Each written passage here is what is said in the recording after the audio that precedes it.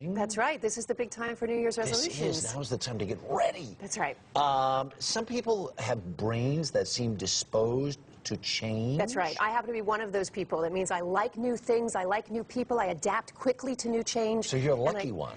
Sometimes there's a downside to that because we have trouble sticking to things. Oh, so you're always wanting to change the channel as opposed to just keeping it on CBS. Exactly. All right.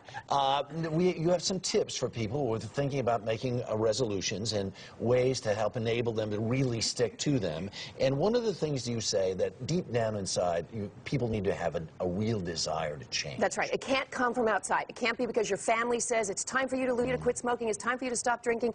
It's got to come from inside you, that state of readiness, as I call it. All right. And what about the ability to change? Where you have to have the skill set. You can't suddenly say, this is the year that I'm going to start a blog every single day if you've never used a computer.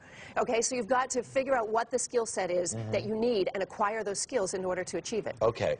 And then what about a supportive environment? Very important. Of course, people, addiction specialists, you had one on earlier in the show, will tell you that it's very, very important that you change your environment if those people are enabling and supporting your bad habits. And obviously, that doesn't mean necessarily leaving your entire family, but it means acquiring new friends who will support your new... I happen to know that you're interested in getting back into yoga this year, right? So you got to hang out with yoga friends. You're going to notice if you're not in class. Well, all right, we'll come back to that. Okay. Confidence to change. That is actually, the studies have shown, that's the #1 component in whether your New Year's resolution will fall. So no matter if you've got the skills, if you've got the desire, if you've got the plan, if you don't deep down believe that you can achieve it, you're not going to be able to stick. How do you get that, though? I mean, it's not like somebody can wave a magic wand and go, ding, you now have confidence. Well, besides good therapy, confidence is something that just knowing inside yourself and practicing those positive feedback with yourself. I know I can do the little train that could. I know I can, I know I can, I know I can. Actually rewires the brain. I suppose if you mix all of these together, if you combine all of these factors, they might work. The other thing you say, though, is look for instant feedback. Like how? Well, what's interesting is that the past studies showed that small incremental changes tend to create more permanent behavioral change. However, some new studies are showing that big, dramatic, bold changes cause a feedback loop in the environment. So if you suddenly lost lots of weight, people are going, you look good, and you go shopping for better clothes. Or let's say you want to save this year, you put a big chunk in January, and really watch that grow. The last but not, the one thing you say also, that good habits take time. If you make this resolution, your life is not going to change by, say... February 1st? Washington's birthday or whatever. Exactly.